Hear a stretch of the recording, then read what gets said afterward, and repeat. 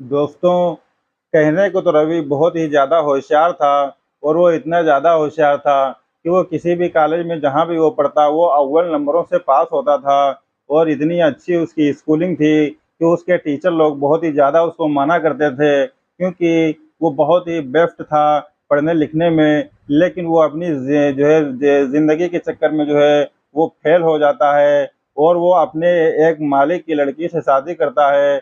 लेकिन वो जो मालिक की लड़की होती है, वो उसकी मालकिन होती है और उस लड़की से वो शादी करता है, लेकिन उसके बावजूद भी जो है, वो लड़की पत्नी धर्म नहीं निभाती है और उसको जो है तड़पाती है क्योंकि वो लड़की जो है, उसको जो है केवल अपना नौकर ही समझती थी, अपना पति उसको जो है कभी समझा ही नहीं। उसने जो है जब कभी भी वो रवि उसके पास जाता, तो वो उसको धुतकार कर भगा दिया करती और कहती कि मेरे लिए तुम एक नौकर से ज़्यादा कुछ नहीं हो, तुम्हारी हैसियत मेरे लिए सिर्फ़ एक नौकर की है और मैं तुमको अपने दिलो-दिमाग में सिर्फ़ नौकर ही मानती हूँ। तुम्हारे अंदर अगर कोई ऐसी इच्छा है, तो तुम उस इच्छा को जो है बाहर निकाल दो और तुम अपनी औकात में रहो। तुम जो है एक नौकर हो, तो नौकर ही रहोगे। एक दिन उसकी पत्नी अपनी बेड पर जो है बैठी हुई नाइट ड्रेस में बैठी हुई थी। वो इतना बारीक कपड़ा पहने हुए थी कि कोई भी उसको देखता तो वो अपने आप को कंट्रोल नहीं कर पाता। तो वो जो है नावल नावल पढ़ रही थी। उसी दौरान रवि जो है कमरे में प्रवेश करता है और रवि जब कमरे में प्रवेश करता है, तो वो कहती है कि 1 गिलास पानी ला कर के दे दीजिए। तो रवि जाता है पानी लेने के लिए और 1 गिलास पानी ला कर के उसको देता है। लेकिन रवि जब उसको देखता है, तो वो देखने में बहुत ही ज़्यादा सुंदर लग रही थी। तो वो उसके उत्तेजना जो है जागृत होती है। तो जब उसके उत्तेजना जागृत होती है, तो वो जो है कुछ करने की कोशिश करता है, तो उसके बगल में जा कर के वो बैठ जाता है। लेकिन जैसे ही वो जो उसके बगल में जा कर के बैठता है, तो वो उसको धुतकार कर कमरे के बाहर भगाने लगती है। जब वो उसको कमरे के बाहर भगाने लगती है, तो वो बहुत ही ज़्यादा गुस्सा हो जाता है और कहता है कि मैं आज तुमको अपनी मर्दानगी दिखा के रहूँगा और उसके दोनों हाथ जो है पीछे से बाँध देता है और उसके बाद उसको बेड के ऊपर उल्टा लिटा देता है और उसके बाद वो उसके साथ वो करता है, जो एक पति को अपनी पत्नी के साथ करना चाहिए। दोस्तों, मैं शादाब खान म आपका हमारे YouTube channel the real story पर बहुत-बहुत स्वागत है। अगर आप हमारे चैनल पर नए हैं, तो हमारे चैनल को सब्सक्राइब कर लीजिएगा और कहानी अगर अच्छी लगे, तो लाइक कर दीजिएगा और कमेंट में भी जो कुछ ना कुछ रवि अपने माँ-बाप का जो है इकलौता लड़का था। वो उसकी पैदाइश से तकरीबन 15 साल पहले उनके माँ-बाप की शादी हुई थी और जो है उसके बाद जो है उनको कोई बच्चे पैदा नहीं हो रहे थे। तो उन्होंने जो है कोई मंदिर ऐसा नहीं बचा, कोई दरगाह ऐसी नहीं बची, कोई गुरुद्वारा ऐसा नहीं बचा, जहाँ पर उन्होंने जा कर के अपना मत्था ना टेका हो और जो है इसकी जो है फरियाद ना की हो। तो इसलिए जो है भगवान उनकी फरियाद को सुन लेता है और उनकी शादी के तकरीबन 15 साल के बाद उनको एक बच्चे की पैदाइश होती है, जिसका नाम वो रवि रखते हैं और उनके घर में जो है खुशियों का इतना ज़्यादा माहौल था क्योंकि 15 साल के बाद कोई औलाद पैदा हुई थी और उन्होंने अपने बेटे का नाम रवि रखा। रवि जैसे ही थोड़ा बड़ा हुआ, उसके पिता ने एक अच्छे से स्कूल में उसका दाखिला करवा दिया और रवि का पिता नॉर्मल फैमिली का था। वो एक छोटी-मोटी फैक्ट्री में काम किया करता था। वो सुबह को फैक्ट्री जाता और शाम को फैक्ट्री से वापस आ जाता और रवि जो होता है, वो हर क्लास में जो है अव्वल आता गया, वो पास होता गया क्योंकि रवि गरीब घराने का था, लेकिन उसके माँ-बाप ने उसको ऐसे संस्कार दिए थे। अक्सर आपने ऐसा देखा होगा कि जब किसी की कोई इकलौती संतान होती है, तो वो बहुत ही ज़्यादा बिगड़ी हुई होती है। 2, 4, 5% ही लोग ऐसे होते हैं, जो इकलौती संतान होने के बावजूद भी उनको ऐसे संस्कार मिलते हैं कि वो बहुत ही अच्छे होते हैं। तो रवि उन्हीं लोगों में से था। वो अपने माँ-बाप की नाफ़रमानी कभी भी नहीं करता था और उसके माँ-बाप जैसे उसको हुक्म दिया करते, वो वैसे ही किया करता था। वो अपने माँ-बाप का जो है बहुत ही ज़्यादा फरमानबंदा था। वो अपने माँ-बाप की हर बात को मानता था। तो इसीलिए रवि पढ़ने में जो है और भी ज़्यादा अच्छा था। तो उसको जो है वो पहले तो हाई स्कूल पास करता है, उसके बाद वो इंटर की परीक्षा देता है और उसमें भी वो पास हो जाता है। फिर वह ग्रेजुएशन के लिए कॉलेज में अपना एडमिशन कराता है।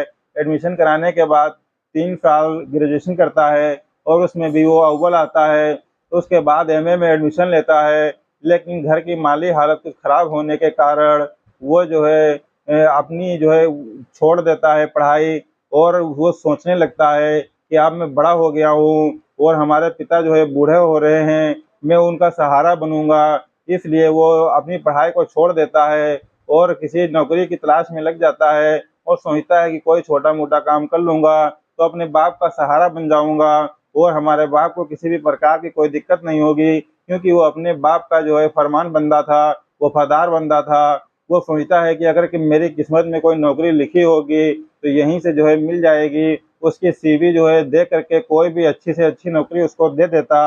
हमारे हिंदुस्तान में अक्सर ऐसा होता है कि नौकरी या तो जो है सिफ़ारिश पर मिलती है, या तो जो है रिश्वत देने पर मिलती है। अक्सर ऐसा ही भारत में जो है देखने को मिलता है। लेकिन जहाँ कहीं भी अपनी सीवी को वो लेकर के जाता, वो लोग उसके सीवी को जो है देखते और देखने में काफ़ी लंबा-चौड़ा था। उसकी लंबाई तकरीबन 6.10 इंच थी और जो है वो बहुत ही देखने में ज़्यादा खूबसूरत भी नहीं था और ज़्यादा वो बदसूरत भी नहीं था, तंदुरुस्त था। वो और फिर वो उससे कहते हैं कि तुम किसी को जानते हो? तो वो इनकार कर देता है और उससे जो है कहा जाता है कि तुम जो है इस नौकरी को पाने के लिए कितने पैसे दे सकते हो? तो वो कहता है और कि मेरे पास जो है पैसों का कोई इंतज़ाम नहीं है, और वो इस बात को लेकर के बहुत ही निराश हो जाता है और आकर के अपने जो है घर पर चला आता है। जब उसके माँ-बाप उसको देखते हैं निराश कि बैठा है हमारा लड़का, तो उससे पूछते हैं कि बेटा तुम निराश क्यों हो? तो वो अपनी पूरी बात बताता है। तो उसके माँ-बाप कहते हैं कि आप निराश मत होइए और उम्मीद को जो है हमेशा उम्मीद बनाए रखिए। कहीं न कहीं ऊपर वाला आपका हिसाब-किताब बना देगा और एक अच्छी से अच्छी नौकरी मिल जाएगी। ऐसी कोई बात नहीं है, दुनिया में हर किस्म के इंसान होते हैं, तो कोई ज़रूरी नहीं है कि हर जगह रिश्वत ही ली जाए या हर जगह सिफ़ारिश ही चले। कहीं पे इंसानियत भी चलती है और कहीं पे जो है हक़ फ़ैसला भी होता है। तो आप ऊपर वाले के ऊपर भरोसा रखिए और अपनी किस्मत के सहारे जो है बैठे रहिए, और फ़िलहाल मैं तो कमा ही रहा हूँ, तुमको कोई जो है टेंशन लेने की ज़रूरत नहीं है। और उसका पिता उसको समझाता है कि बेटा तुमको नाउम्मीद तो बिल्कुल नहीं रहना चाहिए और भगवान पे जो है भरोसा रखना चाहिए, क्योंकि इस वक़्त भगवान तुम्हारा इम्तिहान ले रहा है। अगर इस इम्तिहान में तुम पास हो जाओगे, तो वो तुम्हारे लिए कुछ न कुछ अच्छा जो है सोच करके उसने रखा होगा और वो तुमको जो है बहुत ही अच्छी तरीके से मिलेगा। तुम्हारे लिए उसने बहुत ही अच्छा सोचा होगा।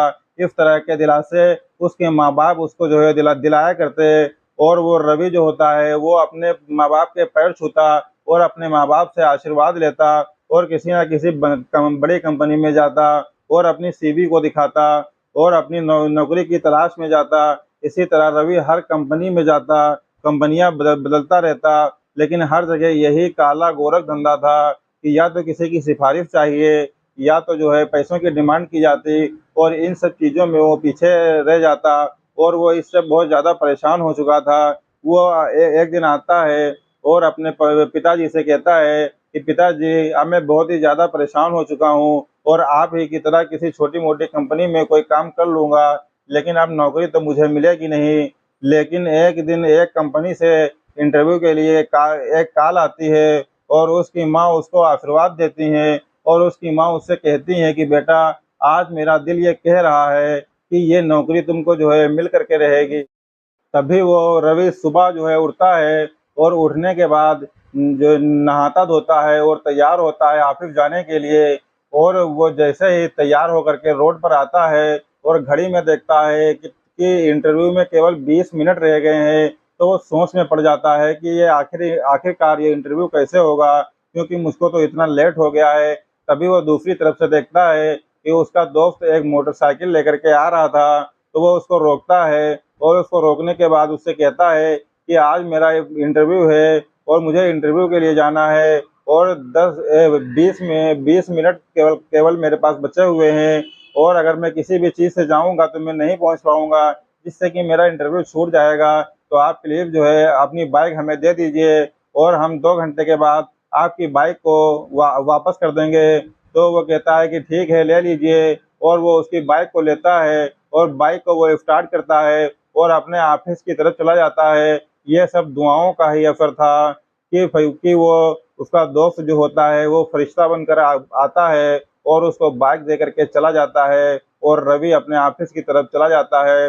रवि जब अपने ऑफिस में पहुंचता है तो वो जो उसको रूम का नंबर दिया गया था, वो उस रूम के नंबर के पास जब पहुंचता है तो चपरासी से पूछता है कि यहाँ पे इंटरव्यू चल रहा है क्या? तो चपरासी कहता है कि हाँ, इंटरव्यू चल रहा है। तो वो कहता है कि हमारा कौन सा नंबर है? तो वो चपरासी बताता है कि अभी आपसे पहले 2 नंबर और हैं, आप फिलहाल जो है बैठ जाइए, आपकी जब बारी आएगी तो आपको बुला लिया जाएगा।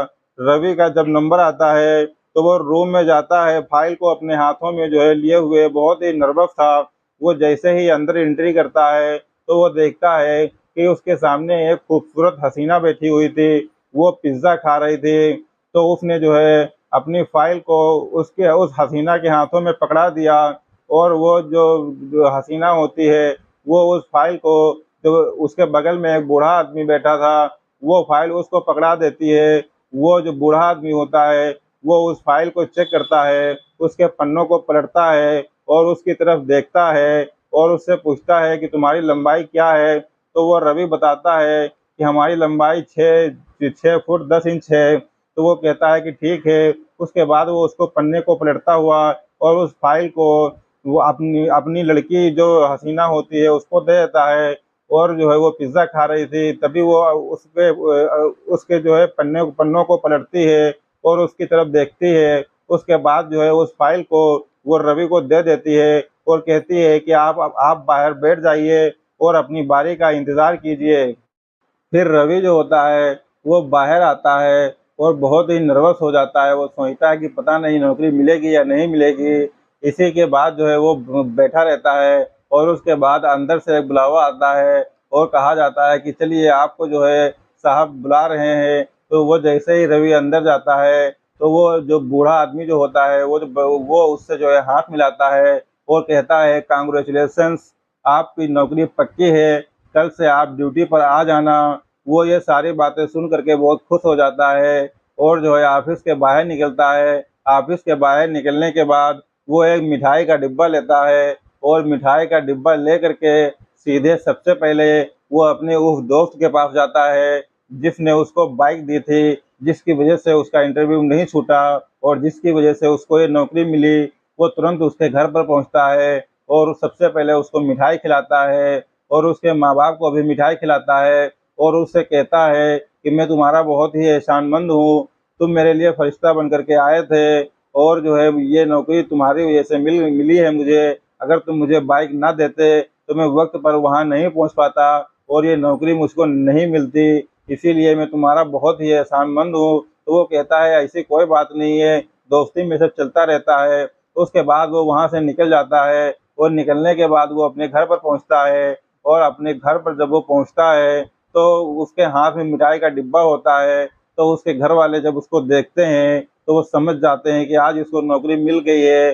तभी जो है उससे पूछते हैं कि बेटा बताओ क्या बात है? तो वो कहता है कि माँ जो है आज मुझको नौकरी मिल गई है और बहुत ही अच्छी नौकरी मिली है और बहुत ही अच्छी मुझको जो है सैलरी मिली है।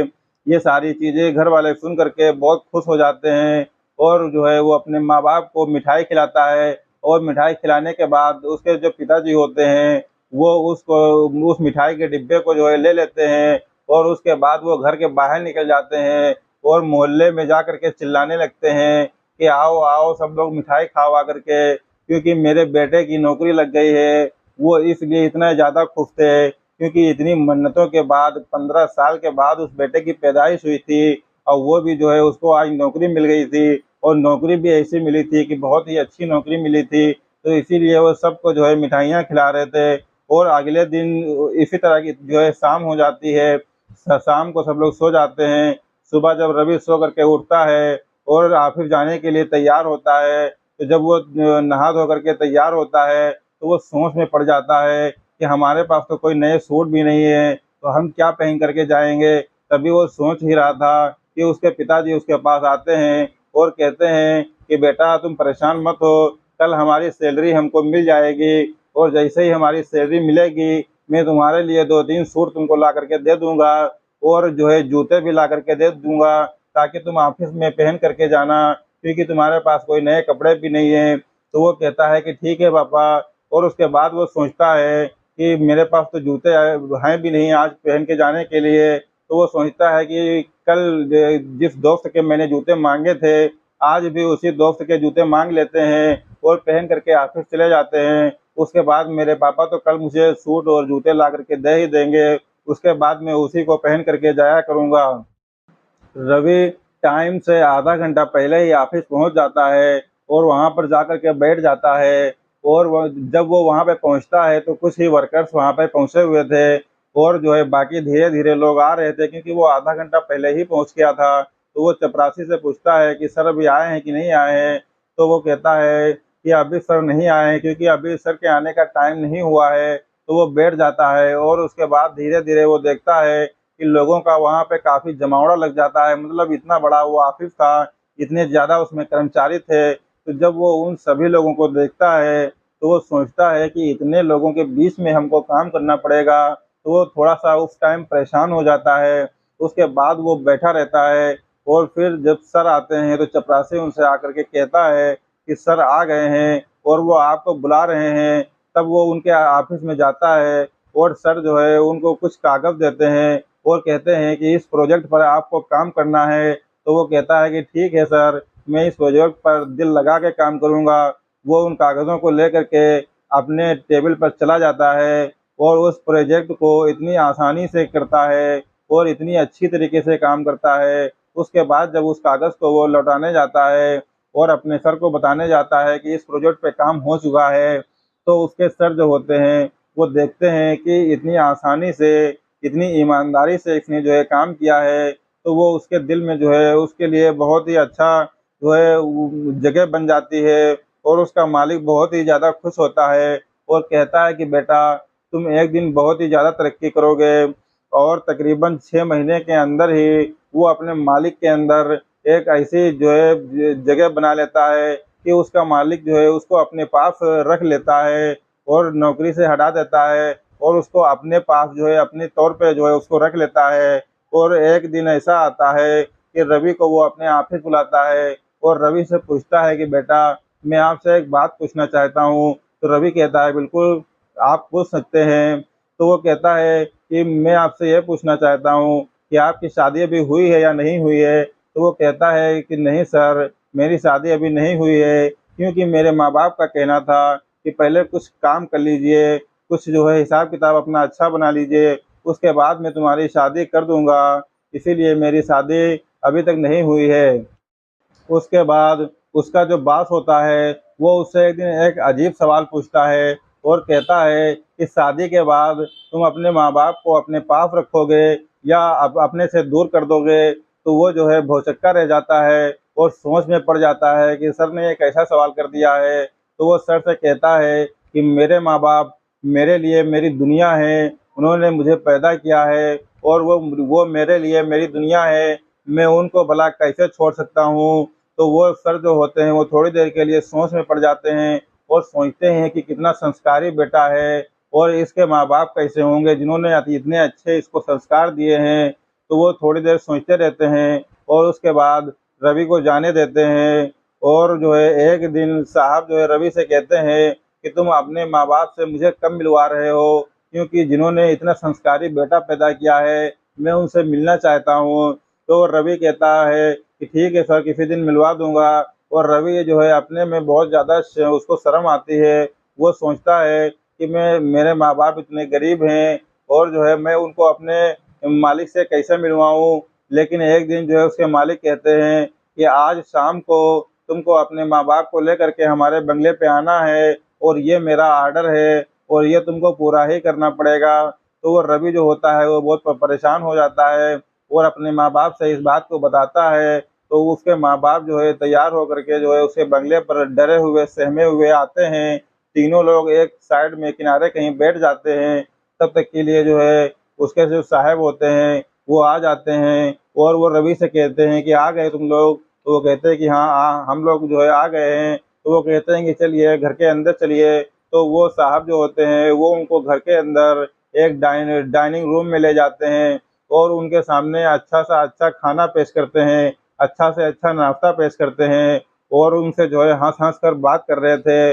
मतलब उनके अंदर कोई ऐसा तकब्बुर नहीं था, कोई ऐसा घमंड नहीं था कि वो इतने बड़े आदमी हैं। तभी वहाँ पर जो है उनकी लड़की आती है और उस लड़की से वो उनको जो है परिचय कराते हैं और कहते हैं कि ये लड़की जो है, ये लड़की मेरी बेटी है और मैं इसका जो है बाप हूँ और ये मेरी इकलौती लड़की है। तो ये जो है उसके बाद वो मालिक जो है उसके रवि के माँ-बाप से कहते हैं कि मैं रवि के लिए रवि का अपनी बेटी के लिए रवि का हाथ आपसे माँग रहा हूँ। तो ये सुन कर के रवि जो है भौचक्का रह जाता है और वो उस लड़की की तरफ देखता है, तो वो जो है मुँह बना करके जो है वहाँ से वापस चली जाती है। तो रवि सोच में पड़ जाता है और सोचता है कि शायद ये अपने बाप के फैसले से खुश नहीं है। तभी जो है उसके माँ-बाप जो है बहुत परेशान हो जाते हैं और रवि से उसके माँ-बाप कहते हैं कि मैं आपके बेटे से बहुत ही ज़्यादा प्रभावित हूँ और आपका बेटा मुझे बहुत ही ज़्यादा पसंद है। इसलिए मैंने ये मुनासिब समझा है कि मैं अपनी बेटी के लिए आपके बेटे से रिश्ता कर दूँ। लेकिन उनकी जो है एक शर्त थी और वो शर्त ये थी कि मेरी बेटी शादी करके विदा होकर के आपके घर नहीं जाएगी, बल्कि आपका बेटा ये यहीं पर हमारे घर पर घर जमाई बन कर के रहेगा। ये बात उसके माँ-बाप जैसे ही सुनते हैं, तो वो भौचक्के रह जाते हैं। उसके माँ-बाप दोनों लोग आपस में एक-दूसरे को देखते हैं और देखने के बाद कहते हैं कि ठीक है, आपकी ये शर्त हमें मंज़ूर है और जो आपने कहा है, वो शर्त भी हमें मंज़ूर है। उसके बाद वो लोग वहाँ से चले जाते हैं। रवि अपने माँ-बाप को लेकर के घर जाता है और घर जाने के बाद वो अपने माँ-बाप से लड़ने लगता है। तो जो है वो कहता है कि ये कैसे हो सकता है कि मैं आपको बुढ़ापे में जो है छोड़ कर के चला जाऊँ, जब आपको जो है एक लड़के की और एक बहू की ज़रूरत होगी, तब मैं अपने जो अपनी जो है बीवी के पल्लू में बंध करके वहाँ रहूँगा और आपकी देखभाल कौन करेगा? तो उसके माँ-बाप की आँखों में आँसू आ जाते हैं और वो कहते हैं कि हर माँ-बाप की ये तमन्ना होती है कि उसका बेटा तरक्की करे, इसीलिए मैंने इस बात पर रज़ामंदी दे दी है और वैसे भी बहू जो है घर पर अकेली ही तो रहेगी और तुमसे मैं मिलने कभी-कभी आ जाया करूँगा और ऐसा भी तो हो सकता है कि कभी जो है बहू का दिल पिघल जाए और वो हम लोगों के साथ में ही रहने लगे। ये सारी बातें जो है कह के वो सर हिला देती है। और जब रवि की शादी होती है, तो रवि रुखसत होकर के अपनी ससुराल जाता है और वहाँ पे घर जमाई बन कर के जो है रहने लगता है। अब शुरू होती है रवि की शादीशुदा ज़िंदगी। रवि की पत्नी घमंडी पत्नी थी। शादी की पहली रात में ही उसने अपना जलवा दिखा दिया था। रवि जब उसका घूंघट उठाने के लिए उसके करीब जाता है, तो वो उसको झपट देती है और कहती है कि तुम मेरे बाप के दामाद हो, लेकिन मेरे पति नहीं हो और मेरे करीब आने की कोशिश बिल्कुल भी मत करना, क्योंकि ये शादी मेरी मर्ज़ी से नहीं हुई है, बल्कि जो है मेरे बाप ने ये शादी ज़बरदस्ती करवाई है और मैं उनकी खिलाफ़त नहीं कर सकती थी, इसलिए मैंने ये शादी कर ली है। लेकिन ये शादी नहीं है, सिर्फ़ एक समझौता है। तुम एक नौकर हो तो नौकर ही रहोगे, उसके अलावा मैं जो है तुम्हें कुछ नहीं समझती हूँ और जो है तुम्हें अपना कभी भी नहीं मैं अपना अब मान सकती, इसीलिए मुझसे दूर रहना। कभी मेरे पास आने की कोशिश मत करना, वरना इसका अंजाम जो है बहुत बुरा होगा। अचानक से रवि यह सुन कर के बहुत हैरान हो जाता है और वो सोचता है कि हमारी किस्मत में अभी और भी कितने इम्तिहान बाकी हैं। अब उसकी रोज़मर्रा की ज़िंदगी बन चुकी थी।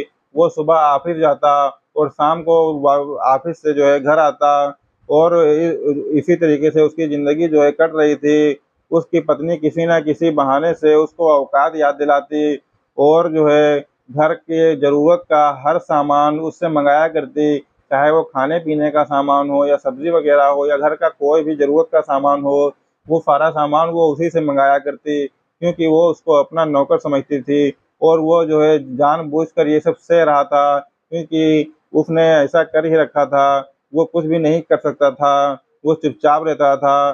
शादी को तकरीबन 6 महीने बीत चुके थे, लेकिन अभी तक उनके बीच संबंध नहीं बने थे।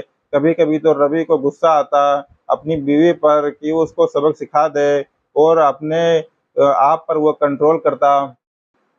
एक दिन रात को उसने सपना देखा कि उसकी जो है अपनी पत्नी से कुछ कहा-सुनी हो गई है और उसने अपनी पत्नी को बहुत ही ज़्यादा मारा है, जिससे कि वो निढाल हो गई है। उससे जो है उसने ज़िद करके अपनी मनमानी कर ली थी और उसने अपनी मर्दानगी का सबूत दे दिया था। लेकिन जब उसकी आँख खुली तो वो पसीने में सराबोर था और उसने जो है ये जो ख्वाब देखा था, तो उसको ख्वाब समझकर ही भूल जाता है और आगे जो है उसको बार-बार यही ख्वाब आ रहा था और जो है वो मर्दानगी साबित करने के लिए जो है उसको एहसास कराता रहता। फिर एक दिन अचानक उसके बाँस की तबीयत खराब हो जाती है और वो रवि को अपने पास बुलाते हैं और उससे कहते हैं कि मैं जानता हूँ कि मेरी बेटी बहुत ही ज़्यादा घमंडी है और वो तुमको इतनी आसानी से स्वीकार नहीं करेगी और मैं ये भी जानता हूँ कि वो तुमको अपने पास आने नहीं देती होगी। लेकिन जो है एक दिन ऐसा होगा कि वो तुमको स्वीकार कर लेगी, लेकिन जो है तुमको अपनी मर्दानगी साबित करना है और ये कैसे साबित करना है, ये तुम्हारा काम है। फिलहाल जो है मेरे पास इतनी ज़्यादा प्रॉपर्टी है, इतनी ज़्यादा जो है ज़मीन जायदाद है, तो और मेरी बेटी इकलौती है और तुमको तो पता ही है कि मेरी बेटी घमंडी भी है। तो इसीलिए जब मैंने तुम्हारे कामकाज को देखा था, तो मैं तभी जो है मैंने अपने दिल में ये चीज़ सोच ली थी कि तुमको ही मैं अपना दामाद बनाऊँगा, क्योंकि तुम्हें पैसों से कोई लालच नहीं था, ज़मीन जायदाद से भी कोई लालच नहीं था। इसीलिए मैं तुमको अपना दामाद बनाना चाहता था और इसीलिए मैंने तुमको अपना दामाद बनाया था। मैंने तुम्हारे ऊपर कोई जुल्म नहीं किया है और ना ही तुमसे कोई ज़्यादती की है, बल्कि मेरी बेटी थोड़ा घमंडी है, लेकिन धीरे-धीरे वो सही हो जाएगी। ये सारी बातें वो कह कर के जो है उनकी जो है आँखें बंद हो जाती हैं, यानी कि वो मर जाते हैं और उनका इंतकाल हो जाता है। अब वो अपनी पत्नी के साथ घर में अकेला था, उसको ऑफ़िस की सारी ज़िम्मेदारियाँ जो है सँभालनी थी और घर भी सँभालना था। उसकी बीवी भी जो है उसके साथ में ऑफ़िस जाया करती, लेकिन उन दोनों के बीच में पति-पत्नी जैसा कुछ भी नहीं था। एक दिन रात का वक़्त था, उसकी बीवी जो है बेड के ऊपर नाइटी पहने हुए बैठी थी और वो नाइट नाइट जो ड्रेस था, वो इतना ज़्यादा बारीक था कि कोई भी उसको देखता तो उसके उत्तेजना जो है आ जाती। तो उसका जो प पति जो होता है रवि, वो जैसे ही कमरे में एंट्री करता है, तो वो अपनी बीवी को देखता है। वो देखने में बहुत ही ज़्यादा सुंदर लग रही थी और बहुत ही बारीक कपड़े पहने हुए थी, तो उसको उत्तेजना सी साबित होती है। और वो लड़की जो होती है उसकी बीवी, वो अपने आदमी से कहती है कि 1 गिलास पानी ला कर के मुझको दे दीजिए। तो वो जाता है 1 गिलास पानी लेकर के आता है और अपनी बीवी को देता है, लेकिन जो है उससे उससे रहा नहीं जा रहा था। वो जा कर के अपनी बीवी के बगल में बैठ जाता है, तो वो बीवी उसको धुतकार देती है और उसको बाहर निकालने की कोशिश करती है और उससे कहती है कि तुम मुझे परेशान ना करो, तुम एक नौकर हो, तो एक नौकर की हैसियत से ही रहो। मैं तुमको एक नौकर के अलावा और कुछ भी नहीं समझती हूँ। रवि ने अपनी पत्नी को जब इस हालत में देखा, तो उसकी जो है पत्नी से रहा नहीं गया और वो कहता है कि तुम्हारा इरादा क्या है? यहाँ से जल्दी से निकल जाओ, वरना मैं जो है शोर मचा दूँगी और आस-पड़ोस को लोगों को मैं बुला लूँगी। जब वो इतना कहती है तो रवि को बहुत गुस्सा आता है और वो एक तमाचा बहुत तेज़ से उसके गाल पे जड़ देता है और उसके बाद वो अपनी पैंट से बेल्ट निकालता है और वो इसको उसको जो है इतना ज़्यादा मारता है और कहता है कि आज मैं तुम्हारी सारी हेकड़ी निकाल दूँगा। आज या तो तुम रहोगी या तो मैं रहूँगा। और वो उसको इतना जो है मारता है कि उसको जो है निढाल कर देता है और उसके दोनों हाथ पीछे पीछे की तरफ करके बाँध देता है और उसको बेड के ऊपर उल्टा लिटा देता है। और उसके बाद वो कहता है कि तुम्हारी आज तक मैंने सारी छोटी-बड़ी जितनी भी हरकतें थी, उन सभी हरकतों को मैंने जो है माना है। मैं तुम्हारा पति हूँ, तुम्हारा नौकर नहीं हूँ। तुम्हारे बाप ने बड़ी खुशामद करके मुझसे शादी की थी। ये शादी मैं नहीं करना चाहता था, लेकिन तुम्हारे बाप ने बहुत ही ज़्यादा मुझसे खुशामद की थी कि मेरी बेटी से शादी कर लीजिए और तभी हमारे माँ-बाप को मनाया गया था। उसके बाद मैंने शादी की थी। तुमको क्या लगता है कि मैंने जो है तुम्हारे दौलत के लालच में आकर के तुमसे शादी की थी? ऐसा कुछ भी नहीं था। लेकिन आज तक तुमने मेरी मर्दानगी को चैलेंज किया है। एक तो जो है करीब आने नहीं देती हो, ऊपर से ऐसे बारीक कपड़े पहनती हो कि किसी को भी जो है उत्तेजना पैदा हो जाए और उसका ईमान बहक जाए। आज मैं तुम्हें दिखा दूँगा कि एक मर्द जब अपने ऊपर आता है, तो वो क्या कर सकता है। उसके बाद उसने रात भर अपनी पत्नी के साथ वो किया जो एक पति को एक पत्नी के साथ करना चाहिए। हालांकि उसका तरीका गलत था, लेकिन उसकी मजबूरी थी ऐसा करना। उसको जो है वो हक दे दिया था जो पहले ही दे देना चाहिए था। वो रोती रही, गिड़गिड़ाती रही, और रवि को ये तो समझ आ ही गया था कि इसका किसी और से कोई चक्कर नहीं चल रहा है, बल्कि ये जो है अच्छी खासी लड़की है। केवल ये इसको जो है घमंड है। और जो है आपने उसने उसने जो है पत्नी की हालत जो है उसने अपनी पत्नी की हालत खराब कर दी थी। और सुबह इसी हालत में जो है उसको कमरे में जो है छोड़ देता है और बाहर से दरवाज़ा बंद कर लेता है। और उसके बाद वो ऑफिस चला जाता है। और ऑफिस जाने के बाद वहाँ से दोपहर को लंच के टाइम जब वापस आता है तब कमरे को खोलता है। और कमरे को खोलने के बाद उसके हाथ पैर खोल देता है। और जो है उसके बाद वो दूसरे कमरे में जो है चला जाता है और वहाँ से कुछ प्रॉपर्टी के कागजात लेकर के आता है। और वो कागजात उसके मुंह पर फेंकता है और कहता है कि ये वो कागजात हैं, ये प्रॉपर्टी के कागजात हैं जो तुम्हारे बाप ने मरने से पहले हमारे और तुम्हारे नाम कर दिए थे। और कहा था कि मेरी बेटी को कभी भी जो है परेशान मत करना, मेरी बेटी से कभी जो है कोई जिद मत करना, और उसका साथ जो है कभी नहीं छोड़ना। तभी जो है मैं तुम्हारी हर बातों को सहता रहा। और लेकिन जो है तुम ऐसी औरत नहीं हो कि तुम्हारे साथ ज़िंदगी बिताई जाए। मैंने जो आज तुम्हारे साथ किया है वो पहले भी मैं कर सकता था, लेकिन मैंने ये सब नहीं किया क्योंकि मैं ये सोच रहा था कि एक ना एक दिन तुम सुधर जाओगे। लेकिन ऐसा नहीं हुआ। मैं 1 साल तक इसका इंतज़ार करता रहा कि एक पति का हक मैं तुमसे लेता रहूँगा। तुम मेरे साथ नौकरों जैसा बर्ताव करती रही। मैं समझ रहा था, मैं तुम्हारी नासमझी समझ करके उसको माफ़ करता रहा, लेकिन आज तुमने हद ही पार कर दी है। और आज जब मैंने अपनी मर्दानगी दिखाई और ये सारे कागज़ात अपने पास रखो, आज के बाद मैं तुम्हारे पास कभी भी नहीं आऊँगा।